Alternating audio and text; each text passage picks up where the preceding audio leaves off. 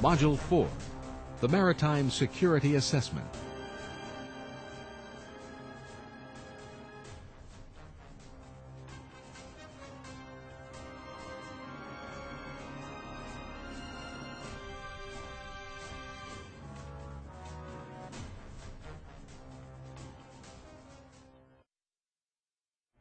This course discusses the process of performing a ship and port facility security assessment as it pertains to the process of developing and updating the port or ship security plan.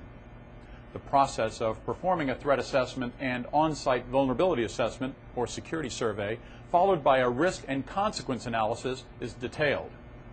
Risk-based decision-making is presented as a tool for completing a security assessment and determining prioritized security measures for a ship or port facility. Students are encouraged to adopt systematic and consistent approaches to the evaluation of security conditions and vulnerabilities, including the use of checklists and software to perform their assessments. Students are taught methods of conducting audits, inspection, and monitoring of port and ship security. Techniques used to circumvent security measures are also covered, as well as the need to document the security assessment process.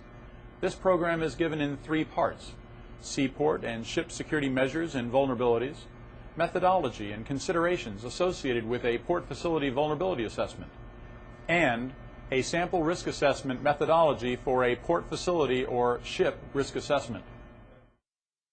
Risk-based decision-making is a systematic and analytical process used to consider the likelihood that a security breach will endanger an asset, individual, or function. A security assessment is a process that identifies weaknesses in physical structures, personnel, protection systems, or processes, information programs, or other areas that may lead to a security breach, and may suggest options to eliminate or mitigate those weaknesses. A risk assessment should include prioritized recommendations designed to reduce risk by protecting against identified threats and not the entire spectrum of non-credible threats. And this is important. When you undertake an assessment of any sort, the inclination will be to protect yourself by including in that assessment every potential vulnerability that you can think of. But in so doing, you make it impossible for yourself to actually come up with a risk mitigation program that makes sense and also that people can afford. The problem you will encounter is that there are literally millions of potential vulnerabilities in any port. But not all of those are realistic, particularly given that the threat might be very finite. We have to look at such things as prospect of bombings, armed attacks, hijacking, mining, small boat attacks, combat swimmers, internal sabotage. But weapons of mass destruction are the only ones that have not yet been realized by a port somewhere. But when you consider that each of these has occurred somewhere in the world, it gives one pause. And it also should give you concern and direction on where you go when you start looking at your threat assessment.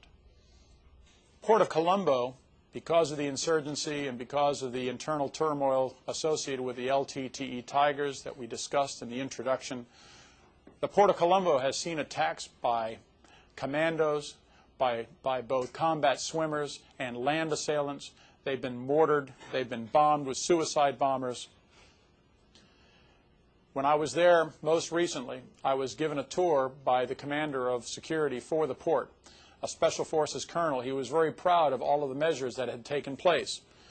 And indeed, they were quite formidable. Every person had to have an ID issued by the port, regardless of how long you were going to be there. You had to be escorted at all times. Every vehicle entering the port goes up on stands, and they're inspected beneath and inside, while the occupants are held off to the side with machine guns and snipers with weapons trained on them. Not much gets by these folks. Although I was curious that there was one lane, and one lane only, where taxis were driving in and out of the port unimpeded.